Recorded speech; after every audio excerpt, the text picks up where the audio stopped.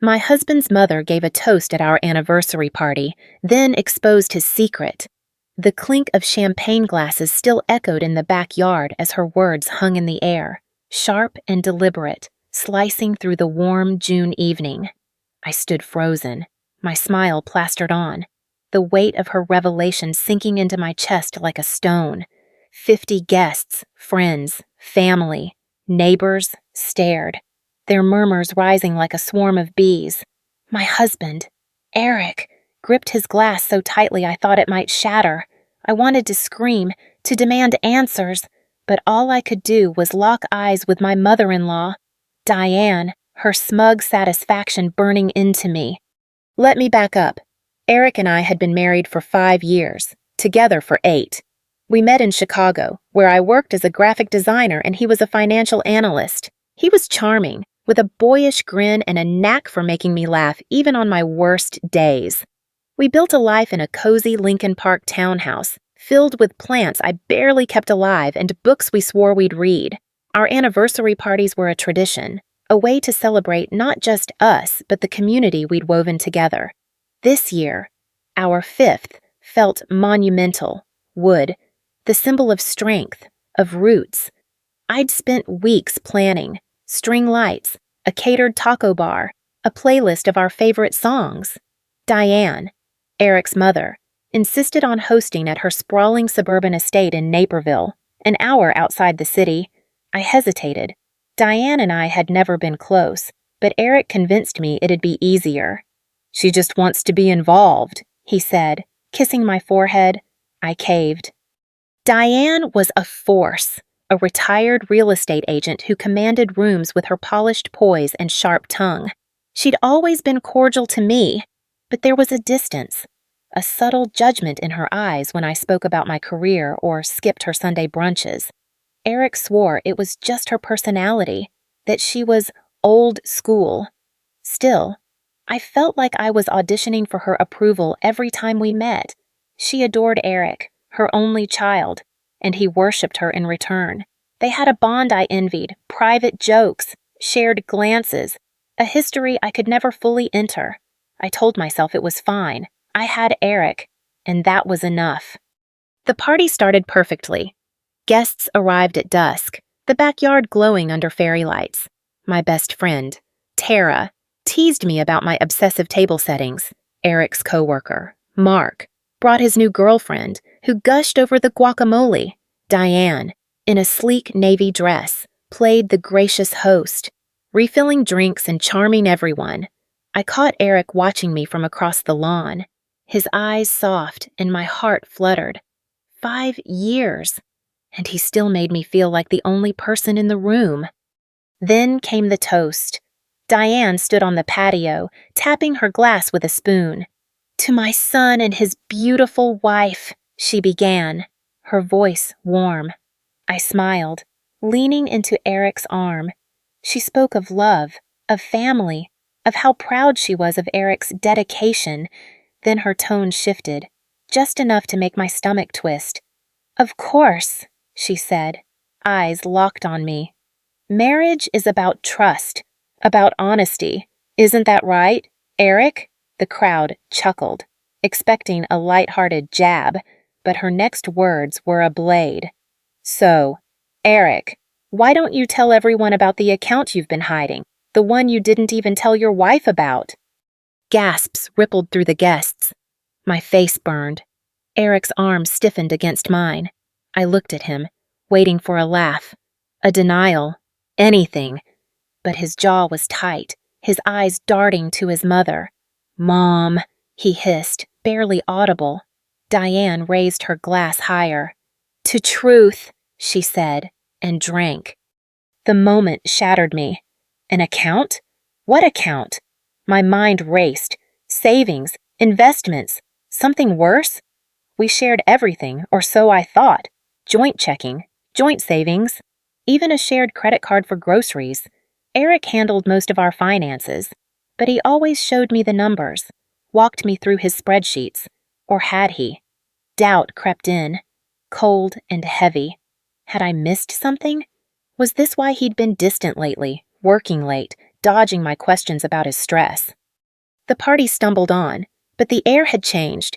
Guests whispered, avoiding my eyes. Tara pulled me aside, asking if I was okay. I lied, said it was probably a misunderstanding. Inside, I was unraveling. Eric tried to talk to me, but I brushed him off, needing space. Diane, meanwhile, mingled as if nothing had happened, her laughter grating on my nerves. I wanted to confront her, to demand why she'd chosen that moment to humiliate us, but I didn't trust myself to stay calm. By the time we got home, the silence between Eric and me was suffocating. He tried to explain, something about a surprise account, a gift he was planning, but his words felt hollow. I slept in the guest room, my mind spinning with questions. What was he hiding? Why had Diane exposed him? And how could I face our friends, our family, after that public betrayal? I didn't know it then, but that toast was just the beginning. The secret Diane revealed would unravel everything I thought I knew about my husband and the woman who raised him. The morning after the anniversary party, our townhouse felt like a stranger's home. Sunlight streamed through the kitchen windows, glinting off the coffee maker Eric and I had argued over buying. Too expensive, I'd said, but he'd insisted it was worth it. Now, I wondered what else he'd justified behind my back. I sat at the counter, nursing a mug of tea, replaying Diane's toast in my head. Eric shuffled in, his hair mussed, eyes bloodshot.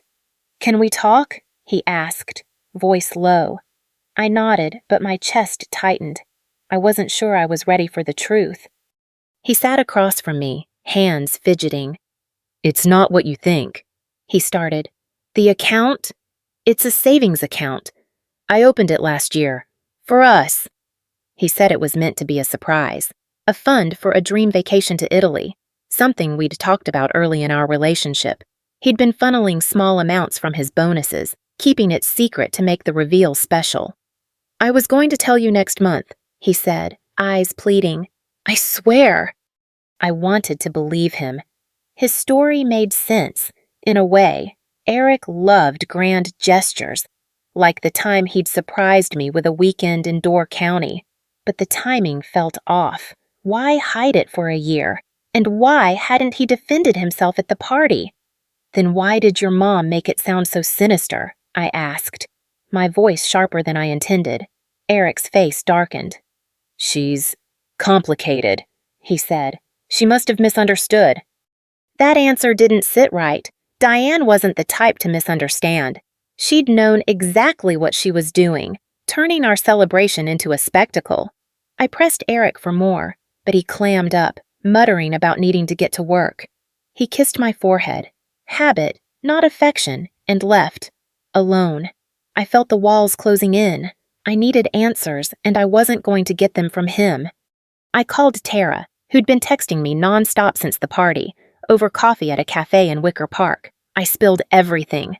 Tara, blunt as ever, leaned forward.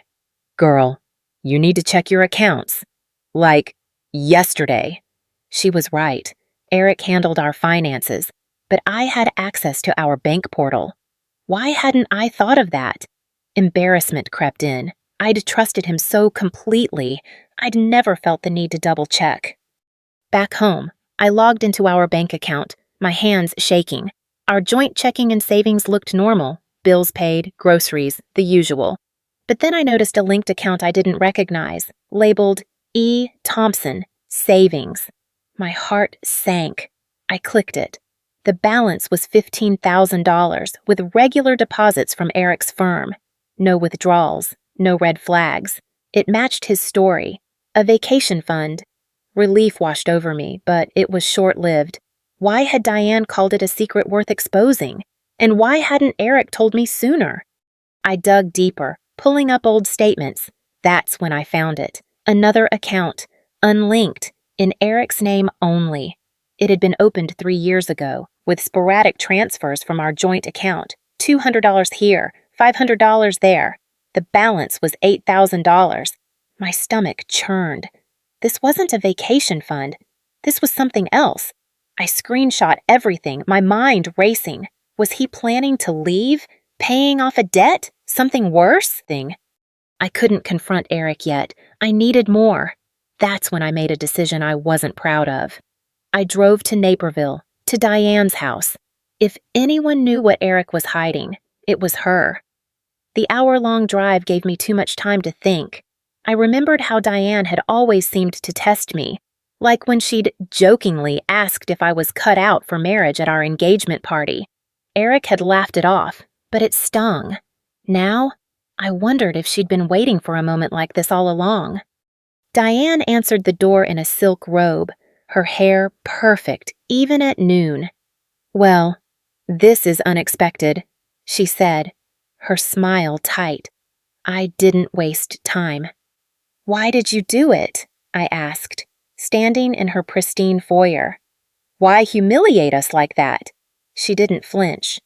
"You deserve to know who you're married to," she said, her voice calm but laced with something colder. "Eric's always been selective with the truth." She invited me in, pouring tea I didn't touch. Over the next hour, she painted a picture of Eric I barely recognized. She claimed he'd hidden things his whole life, debts in college, a brief gambling phase, even a girlfriend he'd never told her about. "He's my son, and I love him," she said. "But he's not perfect. I thought you should know." Her words were calculated, each one chipping away at the man I loved. But something felt off. Why was she so eager to tear him down? And why now?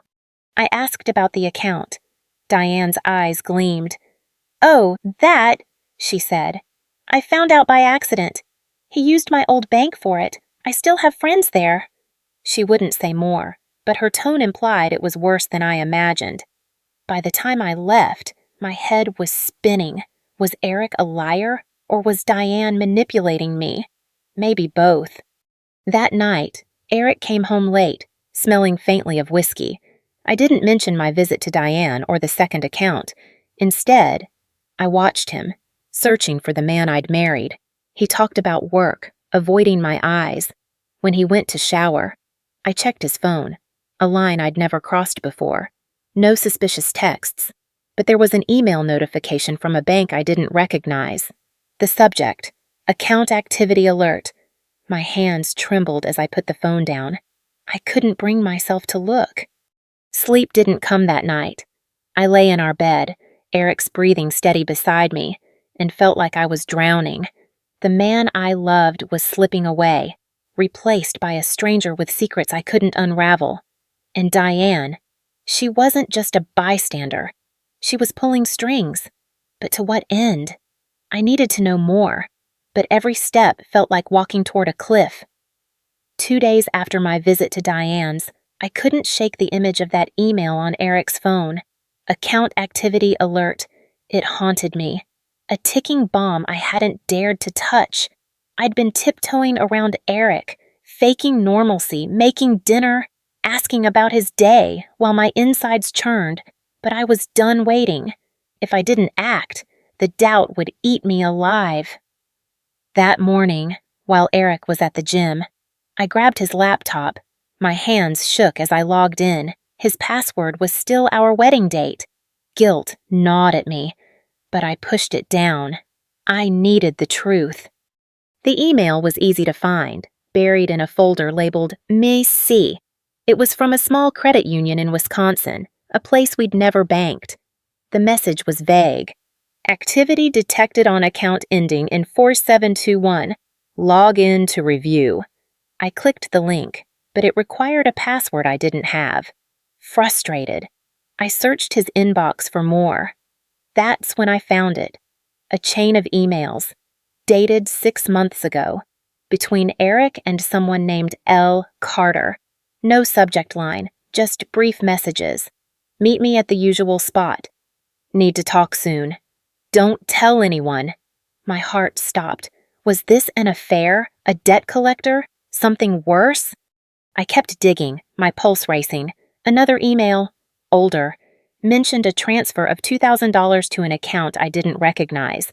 The name L. Carter appeared again, attached to a PayPal transaction. I Googled the name. Nothing useful. Just a generic LinkedIn profile for a Lauren Carter, a realtor in Milwaukee. No photo, no connection to Eric that I could see.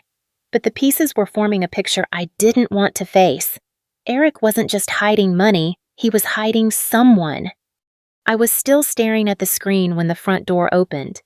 Eric walked in, sweaty from his run, and froze when he saw me with his laptop.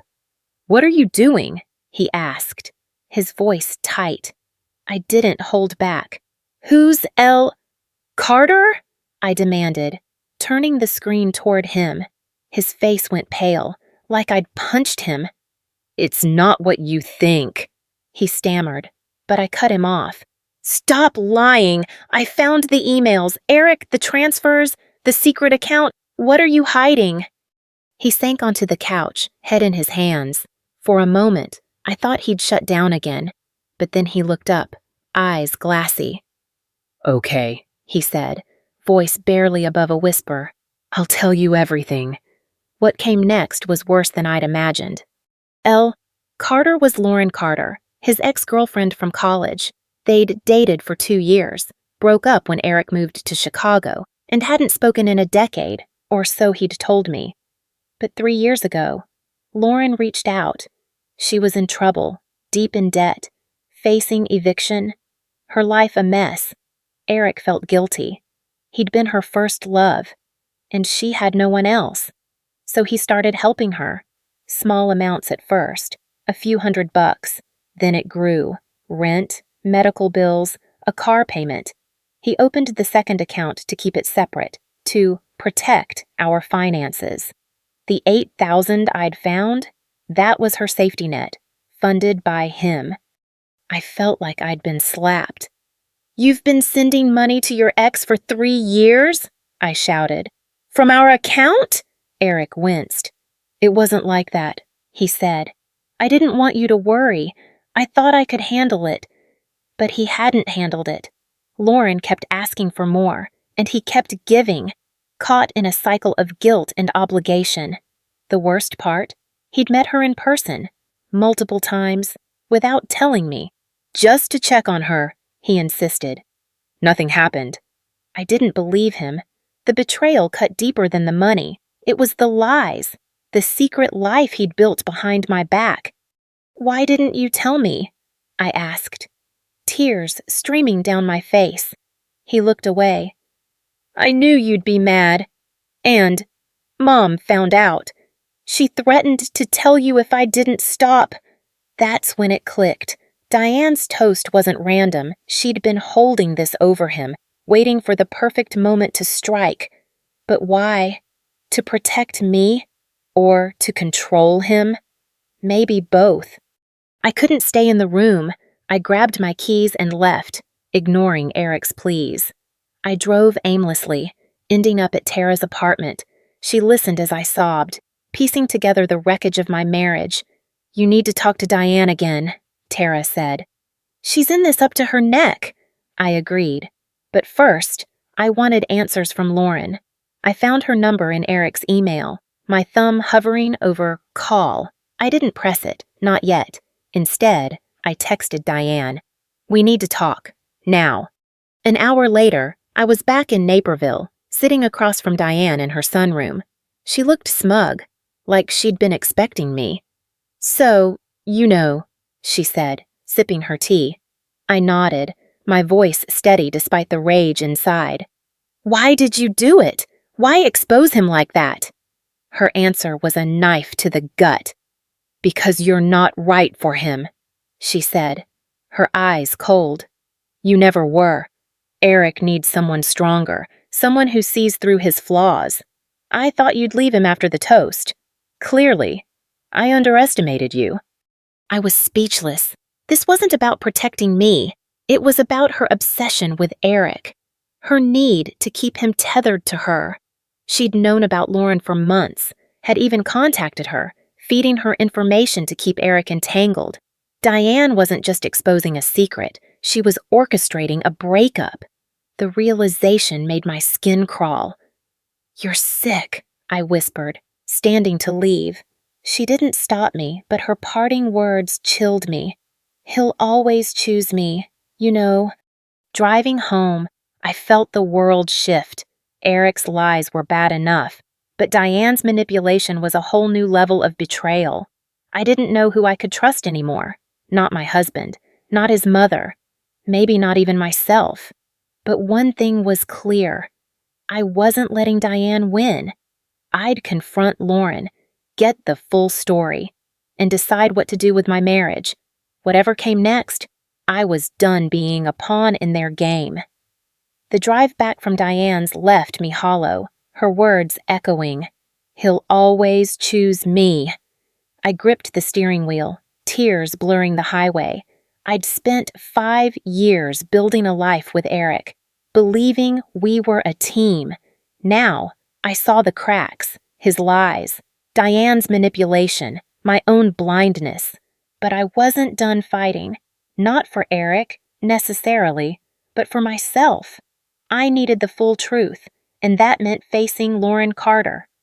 I pulled over at a gas station, my hands still shaking from Diane's revelation. I opened Eric's email on my phone and found Lauren's number. Before I could second-guess myself, I called. It rang 4 times before a woman's voice answered, cautious but warm.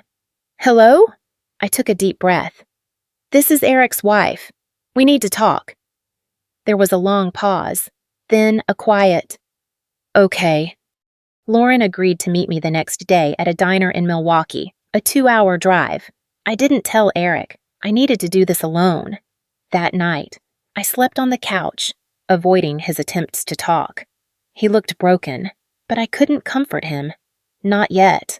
The next morning, I left before he woke, the road stretching out like a lifeline to answers. The diner was a retro spot, all chrome and red vinyl. Lauren was already there, in a corner booth, nursing a coffee. She was in her early 30s, like me, with tired eyes and a nervous smile. She didn't look like a homewrecker, just a woman carrying too much weight. "I'm sorry," she said before I even sat down. "I didn't know he was hiding this from you." Ich bisantal. Over the next hour, Lauren laid it all bare. She'd been in a dark place when she contacted Eric 3 years ago. Jobless, drowning in medical debt from a car accident, estranged from her family. Eric's help started small, but it snowballed. She admitted she leaned on him too much, especially after Diane got involved. "His mom called me last year," Lauren said, her voice shaking. "She said if I kept Eric busy, she'd make sure I was taken care of. I didn't know what she meant at first, but she sent me money. A lot. I was desperate, so I took it." I felt sick. Diane hadn't just exposed Eric's secret, she'd engineered it, paying Lauren to keep him tethered to his past. Lauren showed me bank statements on her phone, $10,000 in transfers from an account I didn't recognize, labeled D. Thompson. Diane. "I stopped taking her money a month ago," Lauren said. "I told Eric I was done. That's when he started pulling away from me. I think he was trying to fix things with you." I believed her, not because she was convincing, but because it fit. Diane's obsession with controlling Eric, her disdain for me, it all pointed to a woman who'd do anything to keep her son under her thumb. Lauren wasn't innocent, but she was a pawn. Just like me. "Why didn't you tell me sooner?" I asked. She looked down. "I was ashamed and scared. Eric said you'd hate me." I left the diner with a strange clarity. Lauren wasn't the problem. Diane was. And Eric? He'd made terrible choices, but I needed to decide if they were unforgivable. I drove home, my mind churning. When I walked into our townhouse, Eric was waiting, eyes red. "Where were you?" he asked, voice raw. I didn't hold back. I told him about Lauren, about Diane's payments, about the web of lies they'd both spun. He broke down, sobbing. "I didn't know about Mom," he said. "I swear, I thought I was helping Lauren. I thought I could keep it separate." I wanted to scream, to shake him for being so naive, but I saw something in his tears. Regret, yes, but also fear. Fear of losing me. Fear of his mother's grip. "Why didn't you trust me?" I asked. my voice breaking. He didn't have an answer, and that hurt more than anything. The next week was a blur. I moved in with Tara, needing space. Eric begged me to stay, promising therapy, full transparency, anything I wanted. I wasn't ready to decide. Instead, I focused on Diane. I met her one last time, at a neutral coffee shop in the city. I laid out everything, Lauren's story, the bank transfers, her sick game. "You almost destroyed us," I said, my voice steady. "But I'm not letting you." Diane's face was unreadable. "You'll never understand him like I do," she said. I leaned in, my eyes locked on hers. "Maybe not, but he's my husband, not your puppet. Stay out of our lives." I walked away, feeling lighter. Diane's power came from secrets, and I'd taken that away. Whether Eric and I could rebuild was another question. I started therapy alone, working through the betrayal, the anger, the love that still lingered. Eric began therapy too, and we met once, tentatively, to talk.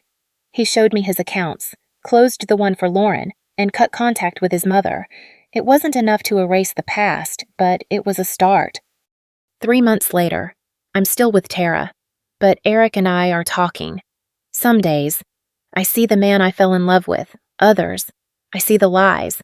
I don't know if we'll make it, but I know I'm stronger than I was. Diane's toast broke something, but it also woke me up. I'm not a pawn anymore. I'm choosing my own path, whatever that looks like. Thanks for reading, everyone. This was a wild ride to share. If you've been through something like this, or just want to weigh in, drop a comment. I'd love to hear your thoughts. Like and share if you feel it, and let's keep the conversation going.